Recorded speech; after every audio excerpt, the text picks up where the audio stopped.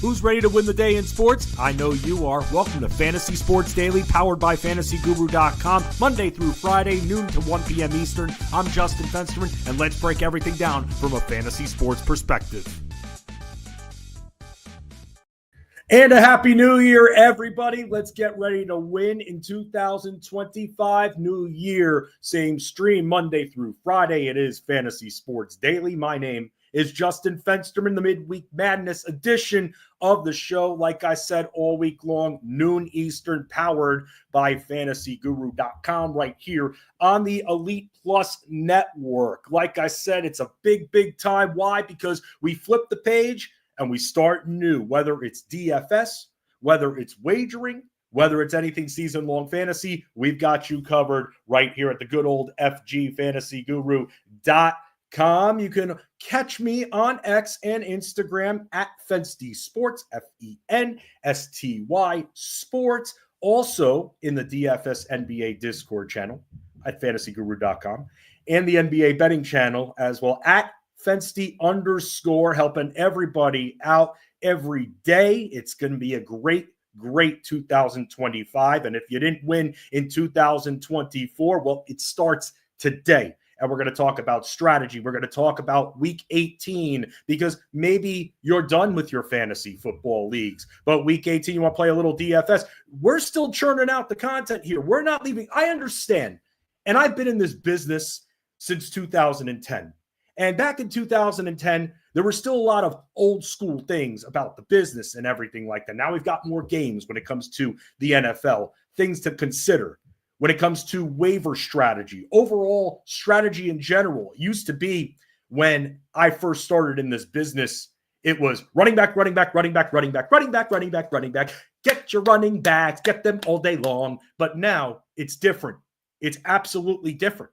I mean, let's take our guy Jeff Mans, for instance. A lot of people ask him, Christian McCaffrey. He was saying Jamar Chase all the way, even with Christian McCaffrey dealing with this thing, but he's going to be fine for the season. He's not going to play preseason, not going to practice, but it'll be fine for the season. Yeah, it screwed me too. It did. And I didn't take him first overall, Christian McCaffrey. I took him third overall in one of our Elite Mafia leagues, and it didn't work out. Just didn't. I mean, we were warned this guy has a history, but we weren't warned by the beat reporters there, but still staying clear of Christian McCaffrey, recommended by the good old FG and Pappy Mans there. By the way, you can hear Jeff Mans all week long on the Elite Sports Show on SiriusXM Fantasy Sports Radio. That's SiriusXM Channel 87, returning tomorrow. A little bit of interesting programming on the radio today and yesterday, too, with it being right around New Year's. Rich Maletto is going to stop by. Rich does a lot with Keeper Cut for football, does a lot of NASCAR work, and talks about streamers, because week 18, for those that are chartering through the waters of week 18, it's not going to be easy. There are going to be players on your team that have been dominating for you all season long that aren't going to play, or maybe not play the full game.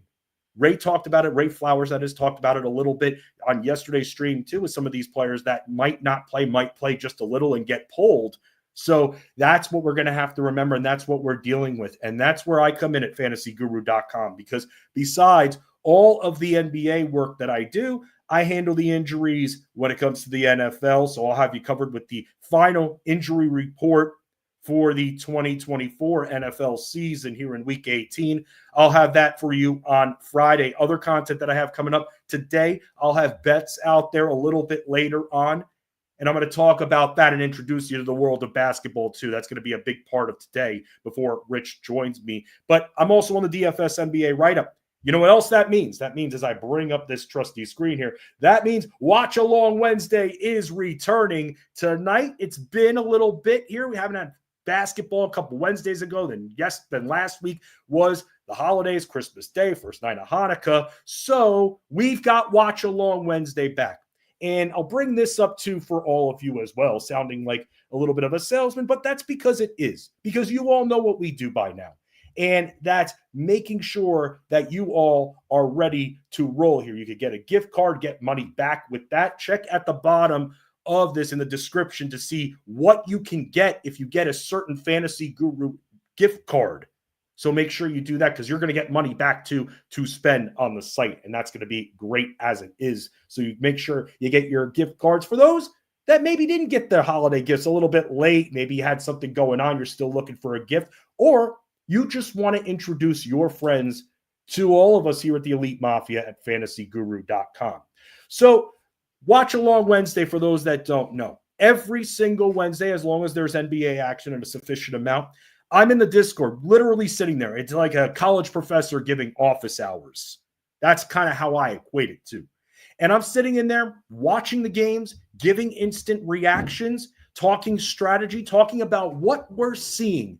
And the big thing for Watch Along Wednesday is that it allows all of us to actually watch the games.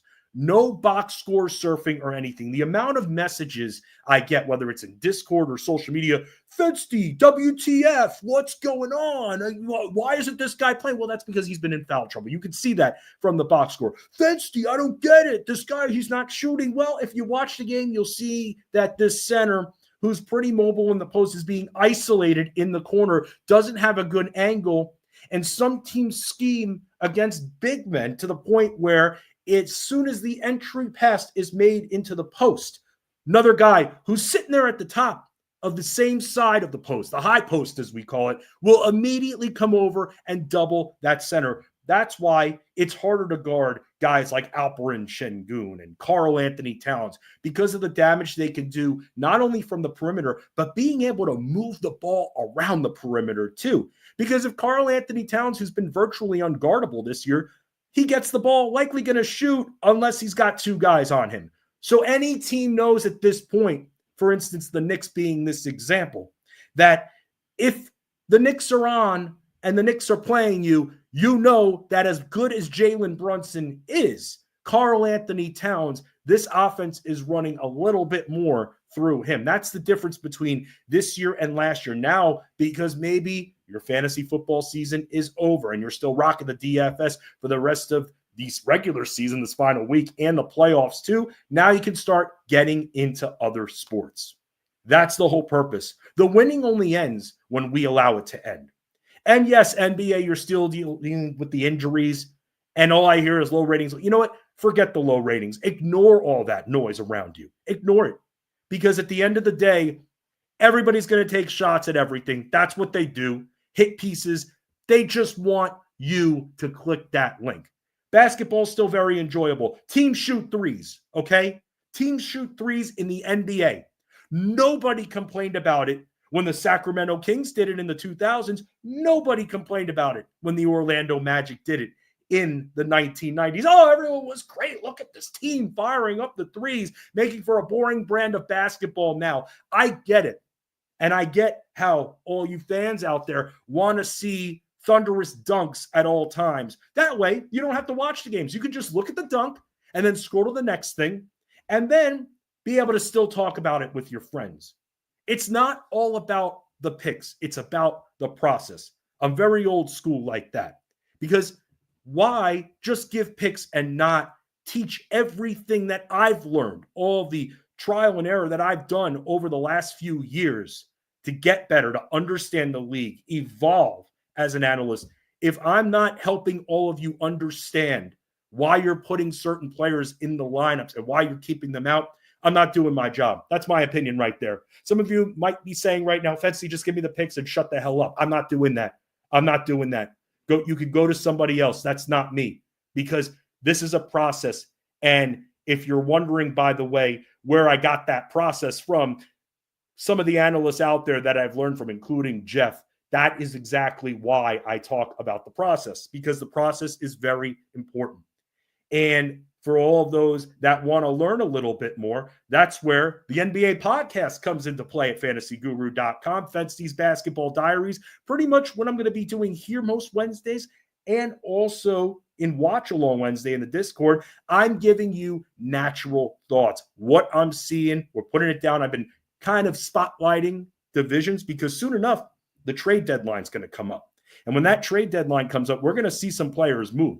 The Bulls, hell, they're trying to move just about everybody at this point. We're going to see how all of that goes. So for me, that's why this is a very exciting time. I love fantasy football just as much as anything else. I acknowledge it's the best fantasy sport out there. It's the moneymaker, and I love the hell out of it. And I've said this, the NBA is my favorite sport. Fantasy football is my favorite fantasy sport. I still love fantasy basketball. I still love DFS, and I still love wagering right there. Angelo, it's good to see you. Hello, hello. Sean, always hanging out. Good to see you too. It's great seeing everybody here in the chat. Sean, I'll give you a little bit more shine right there because that's what I do. It's all about sharing the spotlight with all of you. So here's how the next couple of episodes are going to work on Wednesdays. Today, I'm going to be splitting up the content, talking about some of the latest news. Then I'm going to talk a little bit about tonight's NBA slate. I got some plays that you're going to have to keep on watch. And then the article is going to come out. And I've been doing some thinking. I've been doing some kind of soul searching. And while I'm doing some soul searching, I'm being told what accessories I should wear. Daddy, please wear the necklaces. Are you sure you really want? Daddy, please wear the necklaces. So my 3-year-old helping out with the necklaces. Come on. You all do it too. You all do it. Your kid comes up to you and says, wear this, as long as it's not like offensive or anything like that. Yeah, come on. We all would do it. Hook, line, sinker. We all fall into that. It's cute. And that's the thing. That's midweek madness right there. I don't care. I'm going to wear different things. Might not even wear a shirt. Well, no, I don't want to say that. I don't want to say that. Then nobody would show up if I take off a shirt. I'll say that. A few of you have been asking about me wearing jerseys again. Maybe I do now that we're full basketball. Maybe I do. We'll have to see. Again, I don't want to detract from the audience there. So maybe I just hang out and just keep it real right here. Sean's saying, here we go, normalize their inactives and injury report would be a little bit more fantasy friendly. I'll say this, for as much flack as the league is getting, they've tried to do that. The problem is, Sean, and for everybody else out there, so let me just say this for the injuries. The injuries are going to continue to be hellacious. The NBA and league does not have to report what teams ended up contacting them asking for a player to get a rest day. How it's supposed to go in the league over the last year, because new rules were placed into effect the beginning of last season, that if you're injured, or if you want a rest day, you have to get it approved in advance by the league. But there are a few exceptions. If you're over the age of, let's say, 35, like a LeBron James, he could take off whenever he wants. If you've been chronically injured, like Joel Embiid, and I'm guessing the league has to approve of that, then Joel Embiid can take off whenever he wants. And Joel Embiid, being stupid, which he is sometimes, decides to say to the media that, I may never play in back-to-backs again. Okay, so that's where you could take it as players speak, but we're seeing it. We're seeing it. And now that's realistic there. So that's where I come in. And that's why I'm going to help you. And when I say soul searching, and I'm glad, Sean, you brought this up, because I see what our amazing hockey team, Jorge Pucks, Ryan Clifford, I see what they're doing. They're putting their article out, their preliminary article out early. It's up in the morning. They do a great job. The hockey crew between Jorge Pucks, Ryan Clifford, even Nick Rodriguez, one of the OGs of Fantasy Guru, they actually get these articles done very early. A lot of things they have to watch out for are line changes. And I've talked to Jorge about this, and I said, well, how much of the article are you changing throughout the day? Because if I'm going to write up a bunch of player blurbs, and then all of a sudden half the slate gets ruled out for whatever reasons, injuries, I'm towing the line with questionable players that get ruled out, then I feel like I'm taking away part of my article for the NBA. He admitted to me there's not as much injury variance there. It's the lines and it's the goalies. That's what you're watching out for in hockey.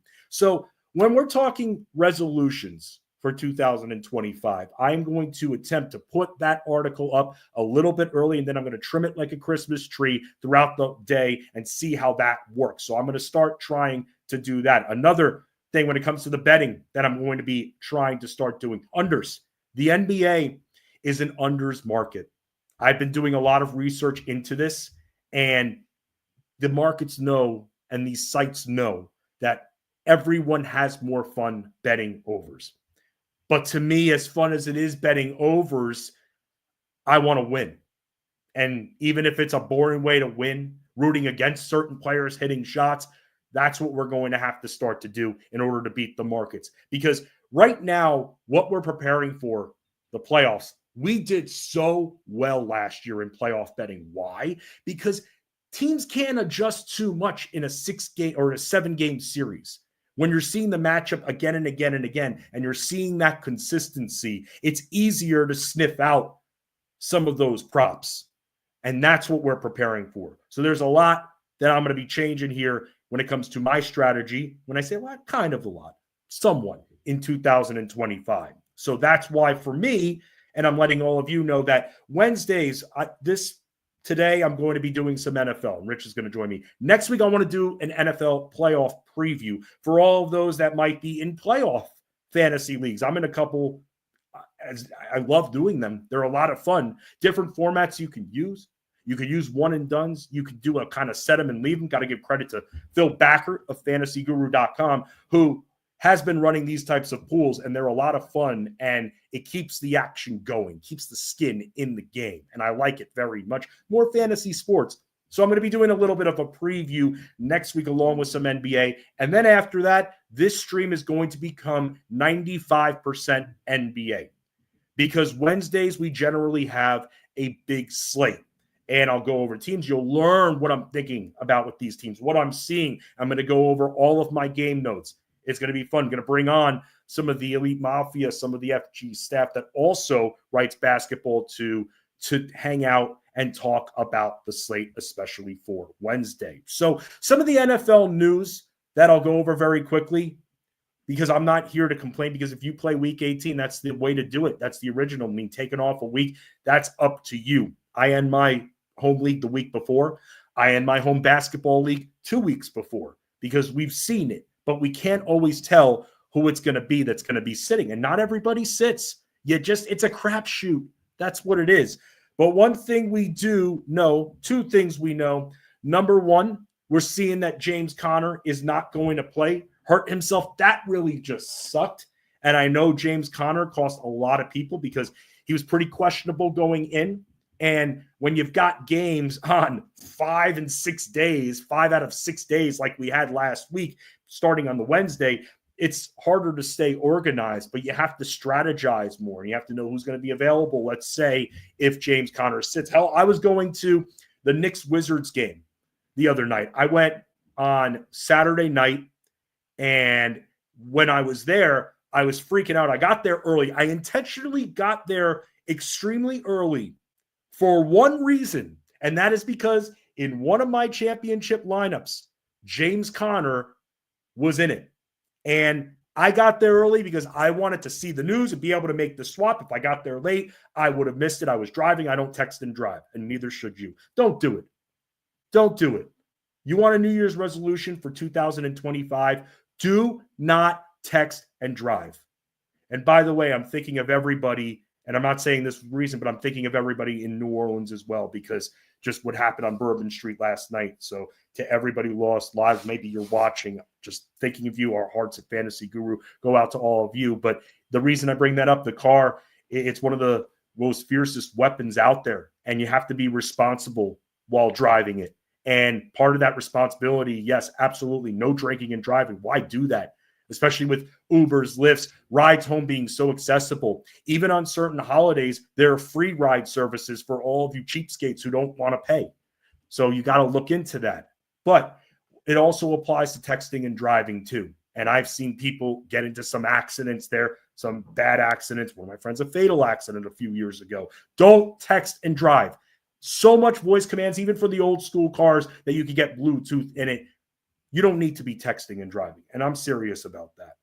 2025, if you're one of those people that does that, do not text and drive. So with James Conner out for this game in Seattle, you're now looking at Michael Carter once again. Michael Carter going to be called up here, and it's not Seattle, San Francisco. And San Francisco, it's very interesting because, man, San Francisco, I had them winning the Super Bowl. I put my predictions up there on the site. Boy, was I wrong. And I follow a lot of reporters out there, and there's a lot of just what's the explanation? I mean, yes, the injuries. for San Francisco. That's been a major, major problem. But it's just as deep as they are. It's just been an unfortunate year for them, but you can run on them. And that's a big thing there. So with you being able to run on San Francisco, Michael Carter becomes very intriguing after what he did to the Rams, 70 yards on the ground, 13 carries, a couple of receptions as well. And yeah, you could view just a couple of receptions, but the week before that, targeted 5 times, caught all 5 passes. You'll take what you can get. And if your waivers haven't run yet, then Michael Carter is someone that you're going to want to watch out for. Will DJ Dallas be mixed in? Maybe sparingly.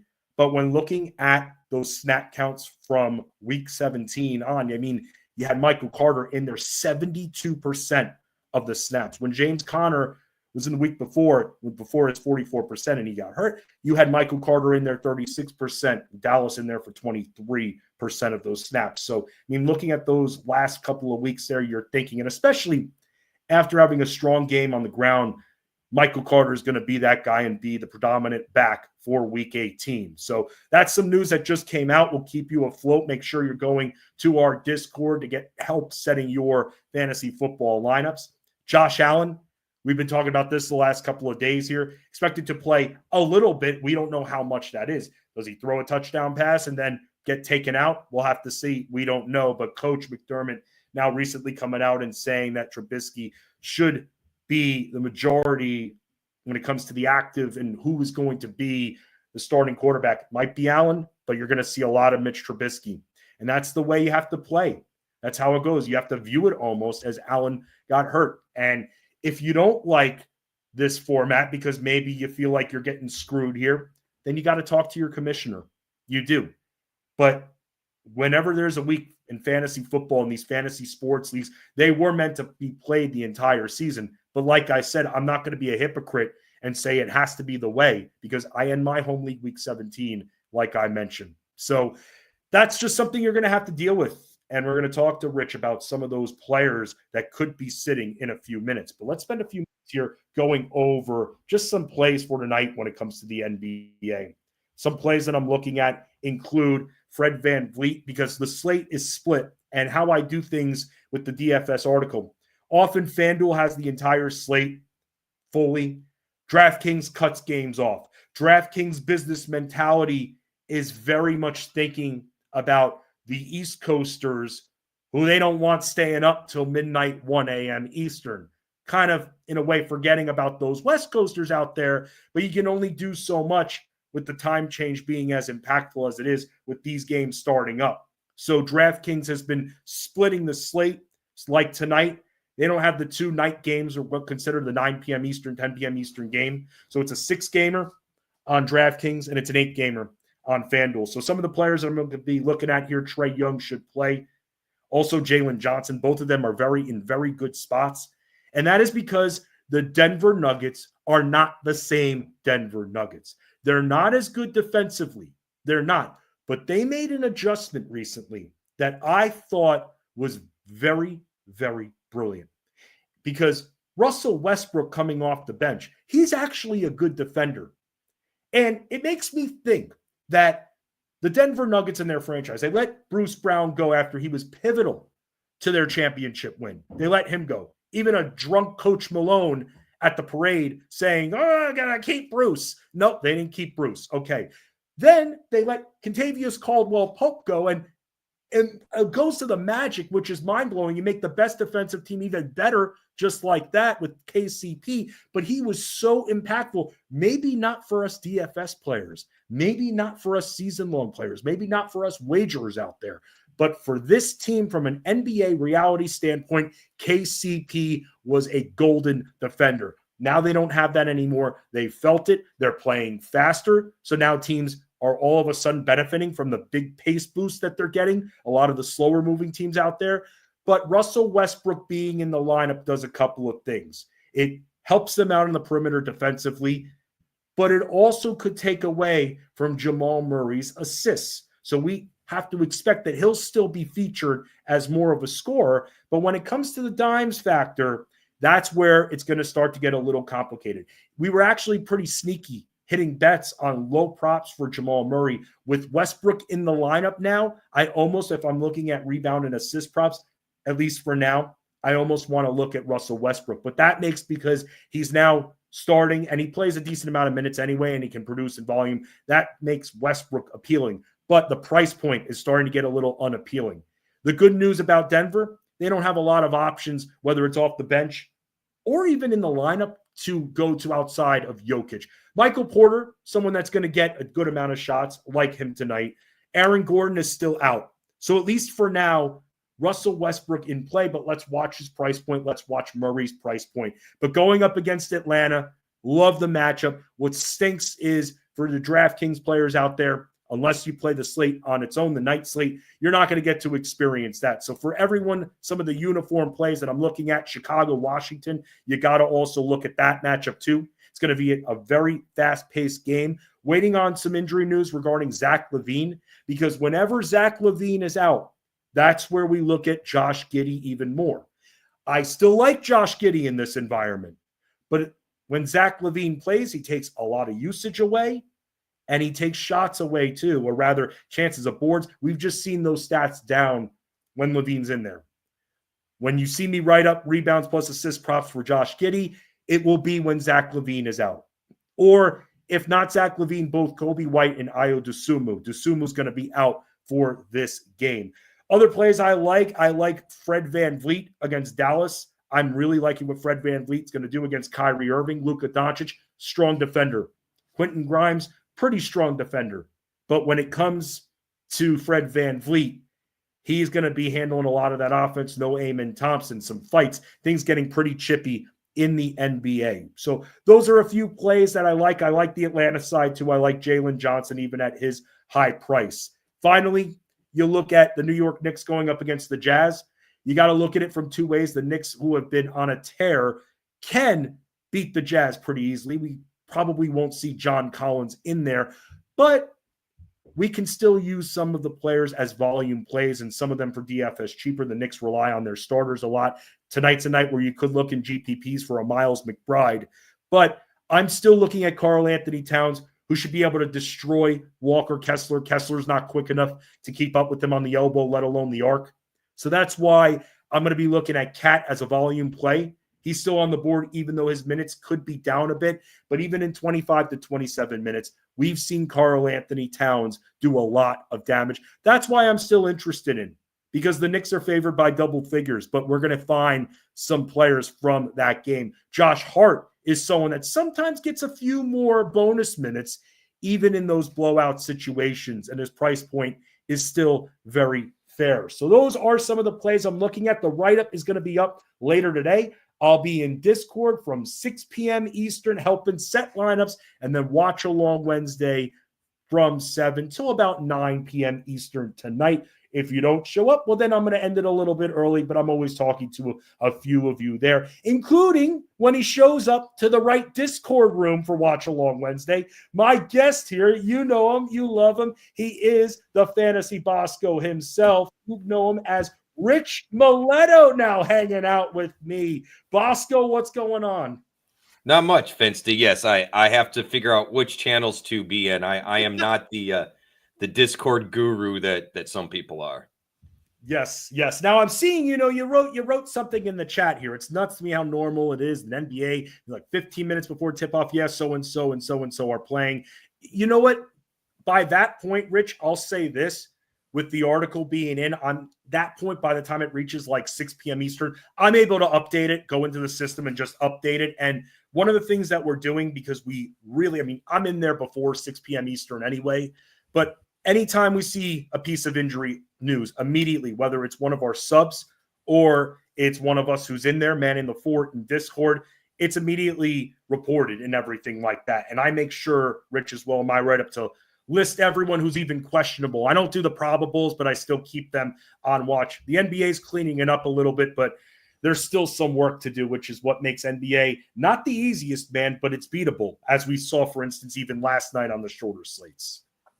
Well, I was going to say that for some people, that's going to be an obstacle. For other people, that's going to be an opportunity, right? Right. If you're in tune and you have tools and the access like you offer, it makes life a whole lot easier.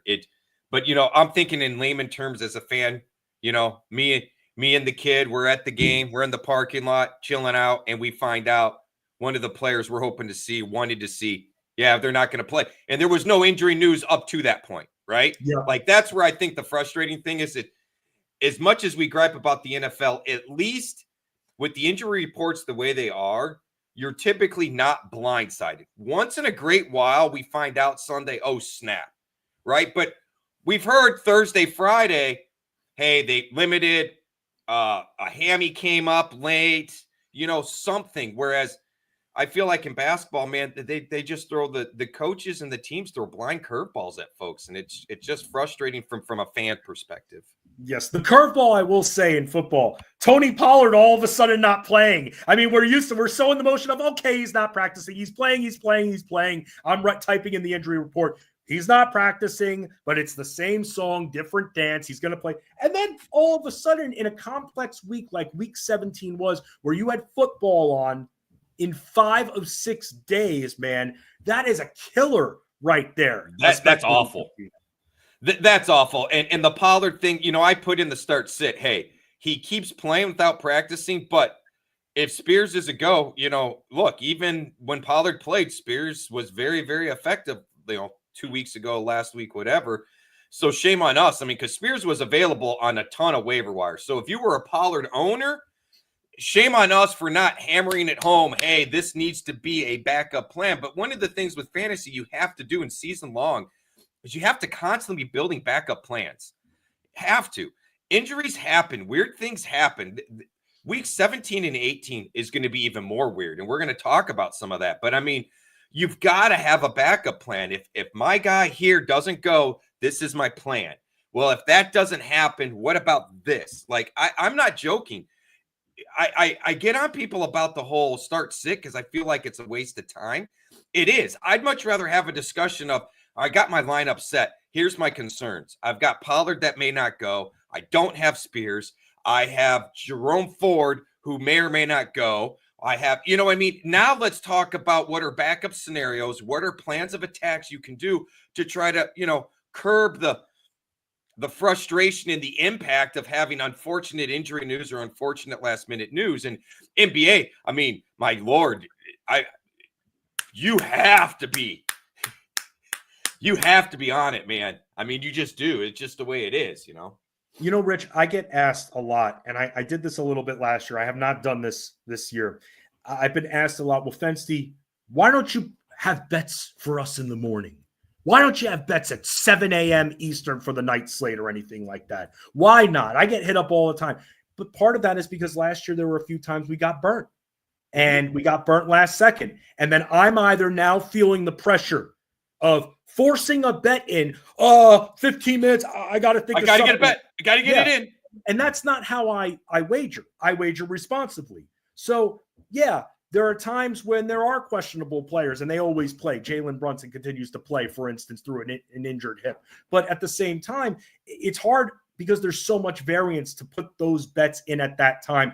And even the opponents too, how many upgrades have we seen? If I'm going after a bet because I'm thinking that 2 out of the 3 forwards of the opposition aren't going to play, and then they're suddenly upgraded, well, now I look like a chump because the guy's going to get killed. Right. So it's very frustrating, and I appreciate your approach to the bets, Fensty, because if I'm trailing your bets or I want to join in, I want to join in on the sure things, right? Which, let's be fair, it's gambling. There are no sure things. I was building those 8-leg parlays of only plus 150, plus 200, plus 300. And all of the lines I was betting were minus 600, minus 500, right? Like, these are like gimme bets, and yet I kept missing it by 1 leg. Right. So it's gambling, okay? So we have to be clear about that first and foremost. But, man, never, ever, don't force a pick in a draft. Don't force a bet. Like, I don't know. We all chase action, I think, at times. Like, we just want that action, right? Right. And I think we lose sight of the goal and why we're doing it. Look, you want to chase action, then go do, a 5-leg parlay for plus 10,000 and put a nickel on it or something, right? Like, I mean, I get that. If you want some action, make it cheap. Like, I understand having some skin, but if you're going to do this well, we can't be guessing. Jeff said it. You can't be guessing and forcing things. So, I mean, Fensty, I would much rather have only, I think you and I talked about this at the expo, you, me, and Sandro, right? Let's scale back the quantity, but let's hone in on the quality and let's make it worthwhile for us. Right. And not all of us are millionaires here. I mean, we're not. And I'll say that to start. And if we put out, because I see analysts put out 20 bets a night, I see them, wow, 20 bets, a lot of bets, but they're throwing things out there. But let me ask you, how many of those analysts, Rich, and you've been hanging around the fantasy industry too, you now work in it, but you've been hanging around beforehand. How many of those analysts actually prioritize which bets they like best? Let me tell you, not many. Why? Why? Because it's an illusion. It's an illusion because maybe the first few bets they put out, they miss. And all of a sudden, it's a bad night if you bet every single one of those bets. But here's the catch-22. If you bet these 3 bets, you would have gotten it. But where's the direction, Rich? There's no direction. It's here's your betting sheet. See you later. No, that's a really good point because, I mean, okay, I'm not trying to bust toss anyone. I love Tyler's bets, right? He doesn't throw out a pile of them, right? I mean, his are he gives explanations, which to me, I love explanations. That is huge. Yes. I tell you what, that is one thing that I had heard from members when I was putting out some of the bets out there was I like the background. Because then what happened was, let's say I was saying, hey, take this line at plus 150. Well, they may not have had the exact same line. But because of the background that we wrote in there, or the background insight, if you will, whatever you want to call it, it gave them a better understanding of what we liked about the bet and why. So they tweaked the bets to kind of their own. And I'm all for that. Like, I really don't like being rigid. I don't think fantasy and sports gambling is black and white. I don't. And I understand we got to have strict rules to keep us in line so we don't, fray off the road and get ourselves into trouble. But I don't like it being black and white. I mean, there's times when the wife and I are discussing things and she really likes this line. This player's done it 5 out of the last 6 games, et cetera, et cetera. And I'm like, I don't like the matchup. This team on the other side is playing with extra mojo. They're playing with more on the line. I just feel like this dude's going to get shut down. I want no action on it. So we have to discuss. Well, based on that, though, she may go ahead and adjust her line.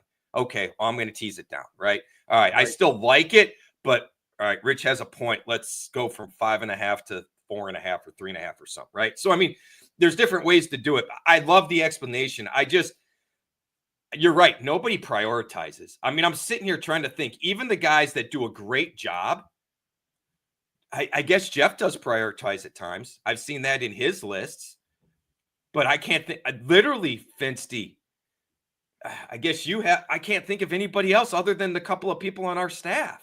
Right. And the good thing with Jeff has a ton of media platforms where he puts the bets out there, but he talks about them too. I mean, we don't offer at fantasyguru.com, we don't offer a ton of free content out there. You've got this stream, you've got Jeff's podcast, you've got Armando's podcast, and then that's pretty much it right there for free stuff. And the reason for that is because this is a business we're and subscriber based on how all businesses should be. We do give a few things because this right here is a free stream. Jeff's podcast, you can get it all over the internet and Apple Podcasts. You can find it anywhere. And that's where Jeff explains that. His Sirius XM shows, he explains it right there. But yes, for me with NBA, with how tough NBA betting is, it makes me feel that when I put the descriptions out there of why and the analysis of why I like the bet, here's my exact thought process. Here you go, Rich. Now it's your turn. The ball is in your court now. Now it's up to you, based on my analysis, if you feel it enough or not. And if you're just looking for action, you're not even going to read it and you're just going to bet it. And then when it hits or not, there are some times when I put bets out there where I'm like, hey, now over the last couple of games, you've seen the potential assists go down a little bit. But the game environment, the matchup, I still like it. If it doesn't work out, you can also see why and learn from that. And that's why when I talk about betting responsibly and when I talk about how, look, at the end of the day, we all want to hit every bet. We all want to hit every call. It's not going to happen. And anybody that makes it seem like they're not missing anything, they're lying to you. They are. Well, They're lying. We've talked about some of the channels and whatnot, and I've told you over and over that the NASCAR channel is so chill. And I think part of the reason for that is there is no delusion that you're going to, we're betting on these guys. What the guys and girls really love to bet over there is some of the longer shots, right? Like, sure. I couldn't believe how people were excited. We missed a bet, but dude was excited because he had a 80-1 bet, and the guy was in second place with 5 laps to go. So in his mind, it was, what an awesome sweat. Like, I didn't put a lot of money on this bet. I put like $5 on it, hoping to win, 400 or whatever. So for him, it was the action and the fun and the skin in that race, right? Right. We're not hitting bets. I mean, when Sean and I can hit multiple weeks, yeah, but we've listed 4 or 5 drivers each week. Right. Like, I mean, you and I talked about this extensively at the expo. I'll get you the fast cars. I'm confident that if we're watching the race, don't go watch your DFS lineup because you're going to think you're rolling it, because you're going to have 5 of your 6 drivers in the top 10 or top 7, just like we talked about with 20 laps, 30 laps to go, and it's gambling. Racing is as much of an example of gambling as there is. You're gambling that the race is going to stay green, right? You're gambling the car's going to hold together. You're gambling some other idiot on the track isn't going to make a bonehead move.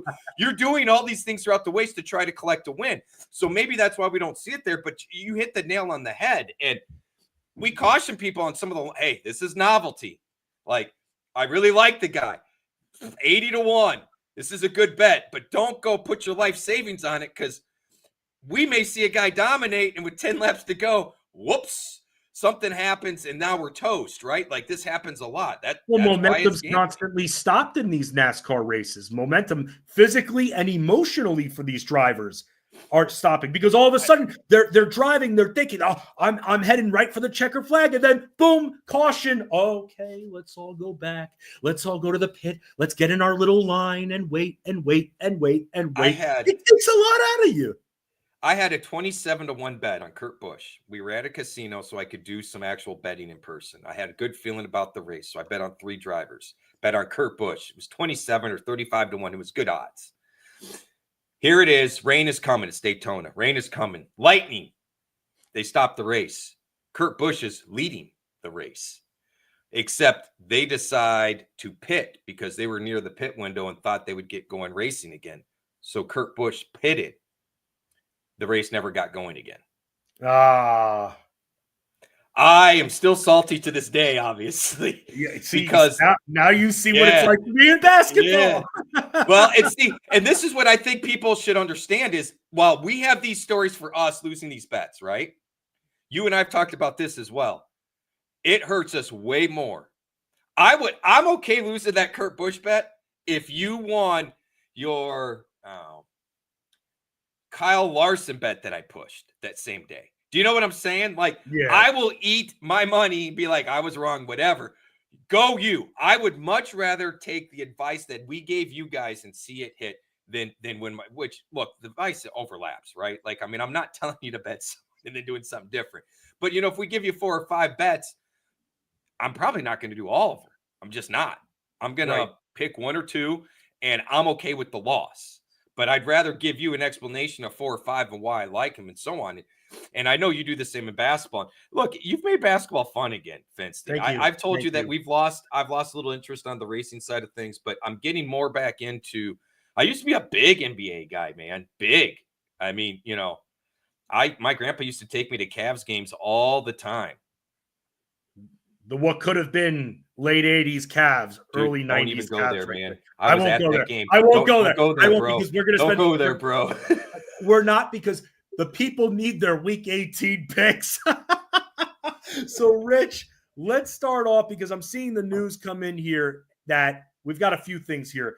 We're hearing Jeremy Fowler say that the Eagles are going to bench their starters. We're seeing Coach McDermott. Including Barkley, specifically said Barkley. Just throwing that out there. We're seeing Coach McDermott make comments that Josh Allen may start, but then might get yanked, and you'll see a lot of Trubisky. And then we even found out, which is injury related, the Arizona situation too, while we were on these broadcasts. But Rich, for those that are in their championship, well, what happened in Arizona? I missed that. I didn't get that notification. James Conner is ruled out, according to the reports that I'm seeing, meaning that Michael Carter, it's going to be the Michael Carter show. No Benson? I'm not. So Benson on the IR from what I'm seeing. Yes. Oh, see that either. Yep. Oh, yeah. Give me Michael Carter. Yep. Let me confirm that. Boom, boom, boom. Yes, it happened yesterday afternoon. I thought I saw that. I missed a bunch of notifications. No, that's why we're a team. So yes, so it's going to be the Michael Carter show, who had a great game for him last week here against the Rams, now against the Niners, who have been very vulnerable against the run, also could catch a few passes too. But who are some of the major names besides what we just mentioned that you expect just to sit for maintenance purposes or season's over? Well, obviously we're going to see the Chiefs sit a bunch of people. They've already admitted that. So, get your Chiefs out of the lineup. I mean, we know Pacheco's not going to play anyway. They wanted to rest him. The Eagles, which we kind of expected. I mean, if you have any Vikings or Lions players, you're in great shape. It's going to be the last game of the week. Yeah. They're definitely playing everybody. The Ravens are probably going to sit some folks, is my guess. That's the tendency they do. I'm guessing Tomlin's a little weird with that, with the Steelers, and I don't know where they fall for home field for the first round and things of that nature. I know the Ravens are kind of locked. That's why I say that, I expect them to rest some. Look, anybody that's in the playoffs, I think you have to have the expectation that you may not have of that player playing either in the second half or at the least in the fourth quarter. I don't care what playoff team it is, because the game could be out of hand one way or the other. So you could see starters being pulled across the board. The only teams that you're really going to want to feel trustworthy about, like I said, the Lions, Vikings, because they're playing for that number one seed. We know that. Any of the teams that are still battling for playoff spots, the Rams, right? The Rams have to win, I believe, to get in.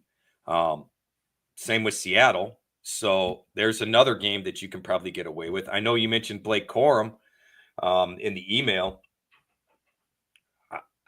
I got to tell you, man, I don't know I could trust Corum. I mean, I like Corum. Corum, the player. Like, put Corum in a vacuum. Let's have a conversation about Blake Corum. Yeah, I think he could have a great game, Fensty. My concern, he only got 3 carries last week. Right. I know he got more against Seattle the 2 weeks before, but I don't know. Was Kyron hurt or something? Did they just feel like he banged up his knee and he's like, we're going to let you sit a little bit and get the rookie a little test run here? I want Corum to get – if we knew Corum was going to get 10 touches, my Lord, Fensty, I'd be telling you to fire him up as a flex in just about any league. Yeah, McVay has been making comments referencing, I'm excited for him to get volume and stuff like that. So everyone in fantasy is like, And you know what? And every time someone brings that up, I'm like, oh my God, I'm going to go, how many times has Sean Payton said that this year? Do any of you want to use Denver running backs? Show of hands, who wants to use Denver running backs? No one raises their hands. And you go, well, Sean Payton's mentioned this 5 times this year. Yeah, but that's Sean Payton. We're getting Audric Estime. Oh, he's going to be involved in more packages, Rich. Packages. Ooh, let me spend $55 on him right now. And the funny thing is his best game, Estime's best game was a couple weeks ago, right? Jaleel was hurt. Not shocking. Do you know what his snap percentage was that week, Fensty? 28%. He had a great game, but you want us to tell you to play a guy that's played 28% of the snaps? Like, I can't do that.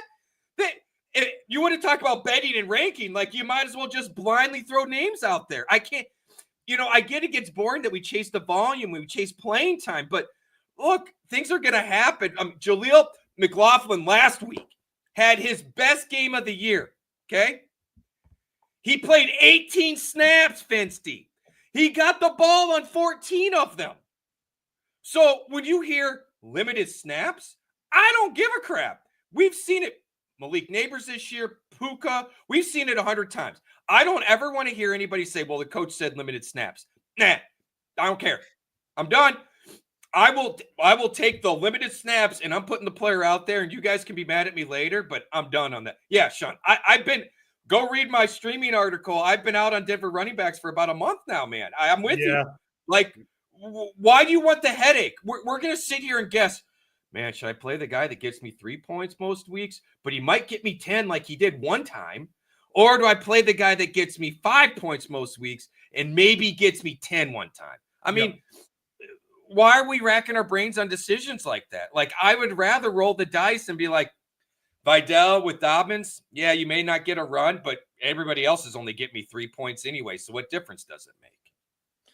That's why we talk about it, Rich. And that's why, even though it's week 18 and it's a tough week for fantasy, I mean, for everybody that still plays, we respect you and you got to know what you're getting into here. So, Hat tip for not being wore out. Hat tip for dealing with the craziness that is week 18, because we're guessing.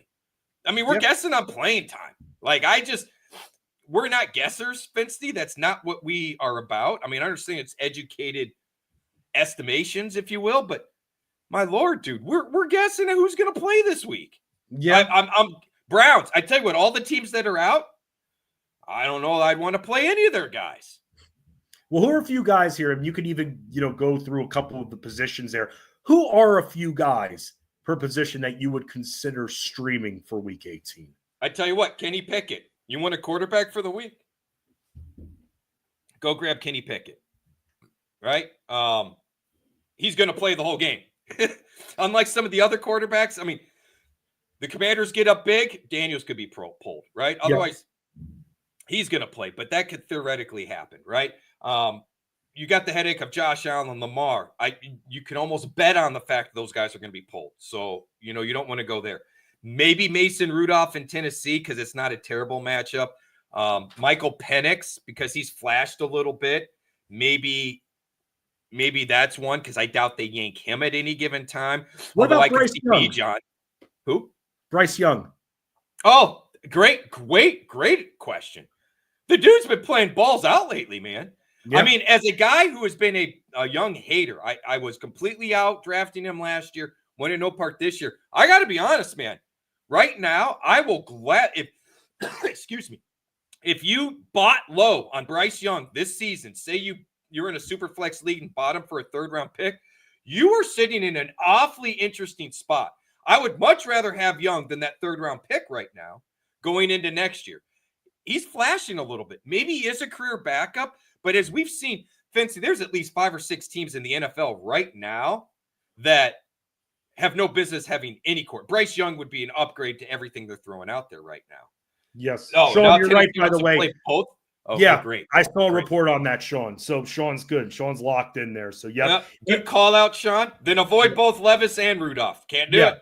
You don't want to deal with that crap. You just give me Young. Young's not getting benched from what it looks like. Everybody else around him is. Give me Young. It killed me last week. Chuba Hubbard, man. Dude, who saw that coming? I didn't, bro. I didn't. And then the thing is you look and Blackshear got the most touches, did nothing with it. Sanders didn't do anything. I mean, that one was frustrating. The James Conner stuff was a little frustrating. Well, here's the deal with James Conner, Rich. I mean, look, we all knew we were playing with fire. Anyone that included me, I admit. I agree. I said this before, Rich. I don't know if you were watching. I went to the Knicks-Wizards game in D.C. on Saturday night, and I was driving to the game. So I don't text and drive. So because of that, I got to the game so early, like right when the doors open, just so I could sit there and be able to tinker if needed. But trust me, man, even though I was starting James Conner, you got to know in the back of your mind that probably not 100% was pretty questionable. We weren't sure. We're kind of sitting there on edge whether he was going to play. You have to know in those situations, there's a chance that injury aggravation can happen. It's the human body. 100%. And that goes back to the limited snaps thing.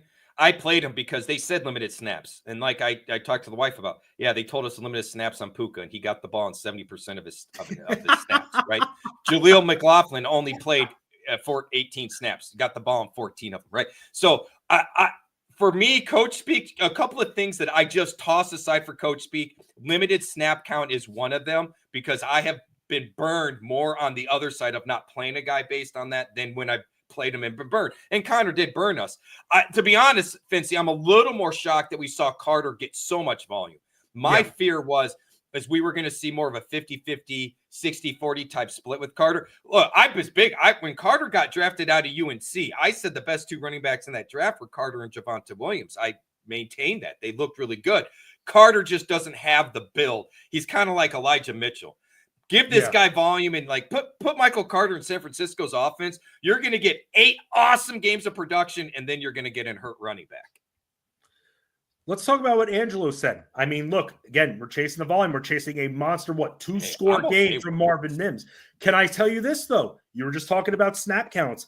It's like a 30 for 30. What if I told you? What if I told you that over the last couple of weeks, he's played in 47% of the snaps? Does that make him a bit more appealing to you? What makes me appealing is I didn't know the exact percentage, but it obviously with the streamer stuff, I've been following along. Bailey and Humphrey play more, and yet more volume is going to Mims. So as much as I want to play who's on the field, the whole you can't get the ball if you're not on the field type of thing, you can't score points if you don't have the ball. Mims is getting the – we were just talking about, snaps. He's getting a ridiculous target share for the amount of snaps he's playing. Oh, yeah. Do you know what I'm saying? And McMillan, 5 straight games, 4+ and 5 straight. Right.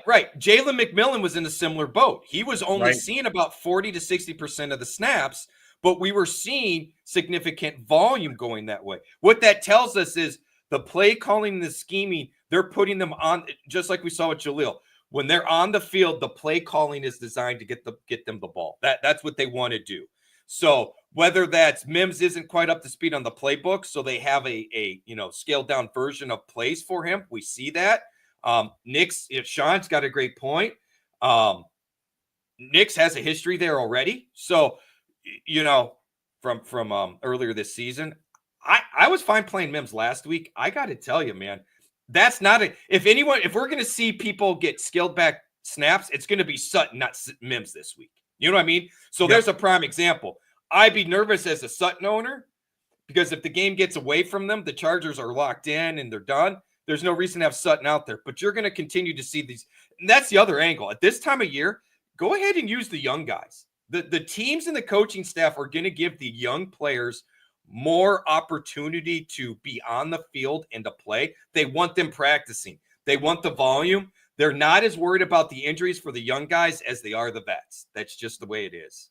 Right. And by the way, even thinking about it with Chuba Hubbard, one of the reasons why I didn't see it coming, I really didn't see it coming, but they just extended the guy. They don't have Jonathan Brooks. They don't now have Jonathan Brooks, who now has career questions, right? Because it's only an ACL, but it's the same knee. That's not. That scar tissue is going to be problematic for him because we're talking Todd Gurley knee, arthritis type of stuff. The more scar tissue you get from these injuries because you can only drain really so much of it. You can't cut the actual muscle. You're going to naturally get scar tissue. The more scar tissue you're getting there from these major injuries, the harder it is for it to be able to repair on its own. So when Rich says career questions, yes, there are some there. He will probably come back, but we don't know what to expect when he comes back. You got to think that Carolina, if he is able to make it, let's just say he's able to make it to the 2025 season at any point, he's going to be limited. They'd be stupid not to limit him. Well, I was going to say, let's be honest, because of when this injury took place, his 2025 season's gone, right? Yeah. Like we're now looking at 2026. So to your point on Chuba's the guy next year. Yes. So next year in our drafts, when people are talking about it's only 9-month recovery time for an ACL, ahead and let those people advise the people that are listening to them. They can yell at me when I tell them they're full of it, and go get Chuba and understand you better find a handcuff for Chuba because he's the guy for the year. But Rich, you're stupid. I mean, look at Adrian Peterson. He came back in 6 months. Rich, it's a 6-month timetable right there. Get the hell out of here with Dude, that. It was so funny how many people argued with me when I was like, how come everybody's assuming Brooks is going to be available at camp in week 1? Well, all the reports are blah, blah, blah. I'm like, he had ACL surgery November 11th of 2023. Like, we know it's documented. Like, I don't understand why anyone thought prior to 12 months of that we'd see the guy again. Right. And now I'm questioning, did they rush him back? Was he rushed too much to training camp and everything? Should he have been put in bubble wrapped and not even started practicing until November?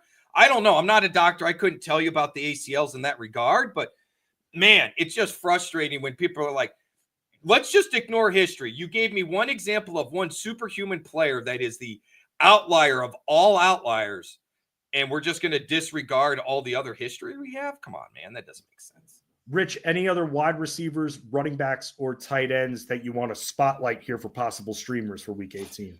Malik Washington, Miami, keep that one in mind at receiver. He definitely saw some increased work and volume, especially if we're going to be without Waddle again, something of that nature. Look, if Spears and Pollard are both out, which go get Spears, I mean, if you have Pollard, but Pollard and Spears could both be out again this week. Chestnut is a body. I don't know that I have a ton of faith, but it's a body. Pacheco's not going to play. So if Hunt is out there, feel free. Dare I say, might we see Carson Steele just because nobody else? I mean, wouldn't it be very Andy Reid-esque if we got 15 carries from Carson Steele this week? Yo, that I'll say this.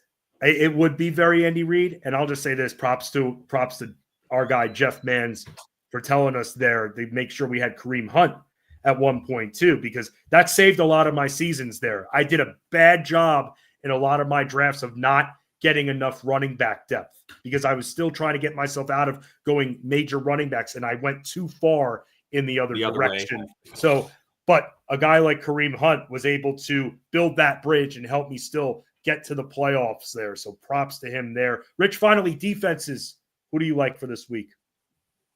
Oh, the Commanders, if you can get them. The Titans, the Saints, Atlanta. Those are all streaming ones. Obviously, if you have Philly or access to Philly, fire them up. That's a great matchup, even if they're sitting folks. A couple other. I do want to give a couple other backs, Ameer, or at least one. Ameer Abdullah. I would keep him in mind. He's been able to actually produce enough for us for fantasy. A couple of receivers. I like Nick Westbrook-Akine, kind of a one-off. Zach, he's not a bad one. He's been seeing more volume. I like the Mooney call, Penix and Mooney. That seems like we might see a little bit of that there. I like your Wendell Robinson pick there, Fensty. 6 weeks ago, I was all about Wendell. Kind of went away. Yeah, man. We saw neighbors eat, but we saw – look, if Drew Lock can be 70% of what we saw on Sunday, Drew Lock has an NFL career, okay? And I want to apologize to Joe, he was like, are you sure you're going Colts instead of Miami versus Browns for defense?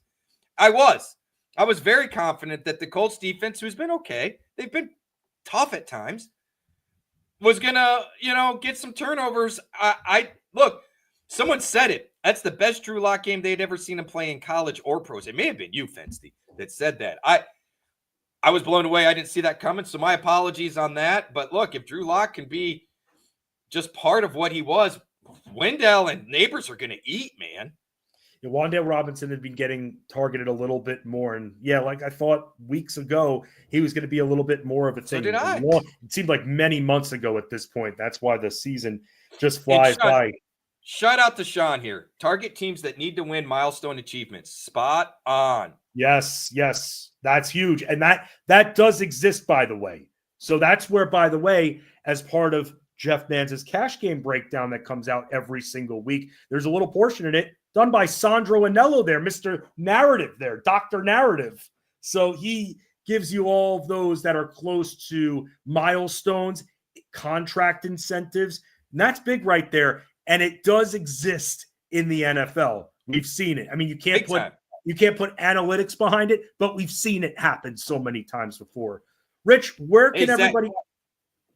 Zach Ertz last week ended up with what, a $750,000 payday between a catch that was worth $250,000 and a yardage bonus that was worth $500 or whatever it was. I mean, Zach Ertz, one pass ended up with another cool $500,000 or whatever. So yeah, and look, while these guys make good money, trust me, when you can make another $500,000, these guys, it matters to them, man. No, absolutely. Please. I mean, not you would think, oh, 500K, it's chump change. Not for these rookies, not for these grizzled vets that are just trying to hang on in the league right there. Here you go. Here's a new house in certain expensive areas here. Rich, tell everybody where they can find you, what you have coming up on the site. So we got Start Sit coming out. We'll still be doing that. Otherwise, Jeff and Armando have given me a little bit of a reprieve. So there was no streamers article, no buy cut sell, but you will have a Start Sit. And I tried to make it less confusing to people. I've really incorporated Jeff's rankings and just highlighted some of the things where I may have a different stance or view on, but trying to keep it consistent for everybody.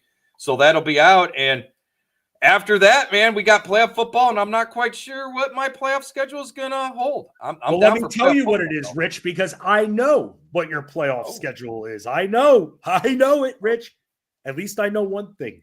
Next week, same time, same place, same stream, you and me do a little playoff preview for those that are in playoff fantasy football leagues. Maybe give some Super Bowl predictions as well so we can know for the one-and-doneers out there which players to maybe stash for a little bit, thinking that they're going to go far in the playoffs.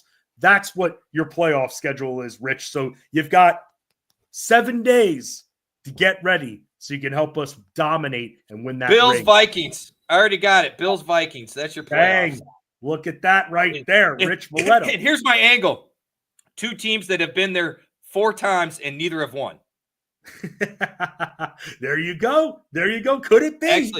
Actually, I could see it could be the Lions. I do think it'll be the Bills. I think that's why you've got 7 days. 7 to figure this out. Okay. Now you've got 6 hours. And rather 6 days and 23 hours now to figure this out. So your time is starting to run out as we speak there, Rich. At Fantasy Bosco on X, and you can find him as well in Fantasy Guru's Discord channels as well, rocking the NFL and the NASCAR too, always here for you. Again, tonight in the DFS NBA Discord room, Watch Along Wednesday returns. Please come hang out with me because I don't have any friends and I need some friends. Please, I can always use an extra friend. Even if it's an imaginary one, I'm fine with it. At Fensty Sports on X and also at Fensty _ in the DFS NBA and the NBA betting Discord channels here at fantasyguru.com. The write-up will be up later. Bets will be up later